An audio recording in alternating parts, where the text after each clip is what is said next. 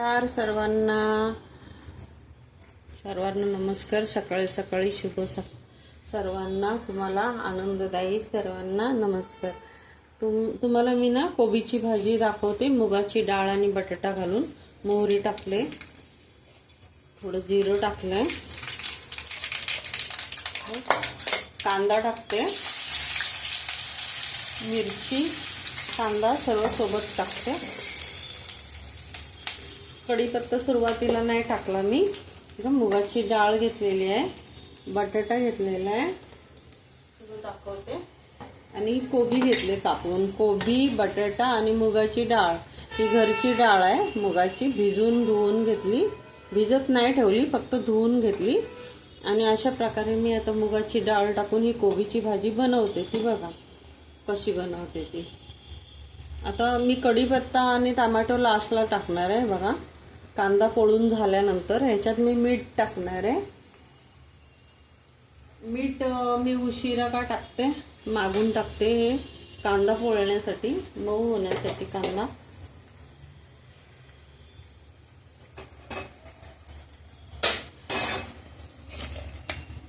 आता मी मीठ टाकते, परत टाकणार नाही. अर्धाच टाकलाय. एक अर्धा कांदा होता कोबीचा म्हणून मी अर्धा फक्त मीठ छोटा चमच अर्धाच टाकलाय, जास्त नाही टाकलं. आणि साधी कोबीची भाजी जी बनवतो ना आपण, त्यापेक्षा ही मुगाची डाळ टाकून बटाटा टाकून भाजी बनवते. बघा बटाटा आहे, मुगाची डाळ टाकून करते. आणि आता कढीपत्ता टाकणार आहे. बघा तो कुरकुरीत होईल. आता मगाशी टाकला असता तर तो काळा पडला असता, आता तो हिरवाच राहील. ह्या ट्रिक जर लक्षात ठेवल्या तर कोबीची भाजी, बटाटा, मूग डाळ टाकून भाजी छान होते. आता मी टोमॅटो टाकते, त्याचबरोबर मी थोडी हळद टाकते.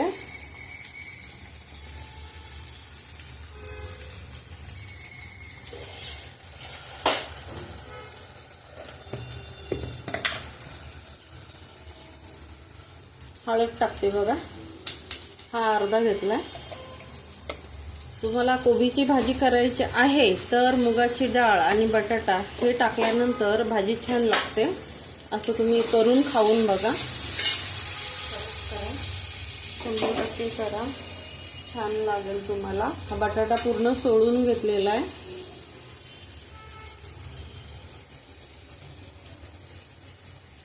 आता मी हा बटाटा पण ह्याच्यातच टाकते. बघा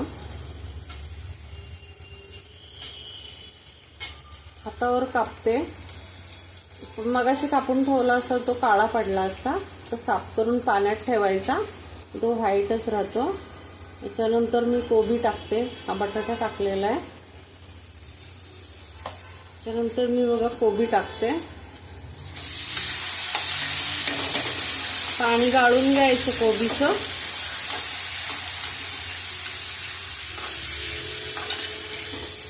कोबी टाकल्यानंतर मी आता ही डाळ टाकते. बघा फोडणीचं साहित्य परत सांगते.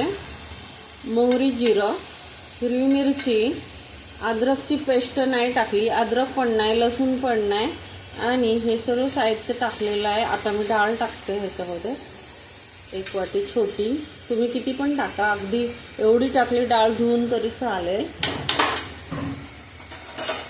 कढीपत्ता थोडा मी जास्त टाकलेला आहे ह्याच्यामध्ये. ह्याच्यावर झाकण ठेवते.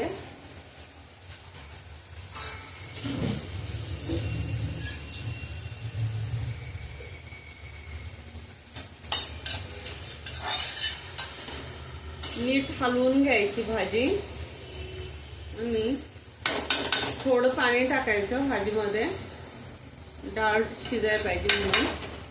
थोडं झाकणात ठेवायचं.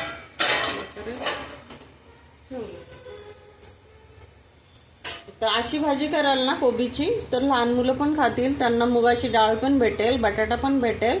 आणि असे पदार्थ करताना एकच तुम्ही कोबी कराल तर मुलं खाणार नाही.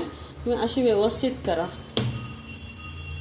झाली माझी भाजी. झाल्यानंतर मी तुम्हाला दाखवते. मीठ मी आधीच टाकलंय. जर तुम्हाला टाकायचं असेल तर अद्रकची पेस्ट टाकू नका, हिरवी मिरची, लसूणचा ठेचा टाका. मी फक्त मिरची टाकले कारण खाताना लहान मुलं काढतात मिरची. म्हणून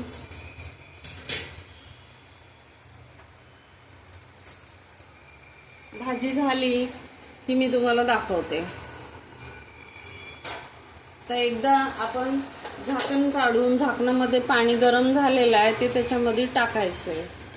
अशा प्रकारे भाजी आता शिजत आहे. जवळजवळ ती शिजत आले. बटाटा डाळ आणि भाजी शिजत आले. कलर पण छान आला. कलरफुल भाजी दिसते. आणि कढीपत्ता लास्टला टाकल्यामुळे कढीपत्त्याचा कलर छान राहिलेला आहे. ग्रीनच राहिला आहे बघा.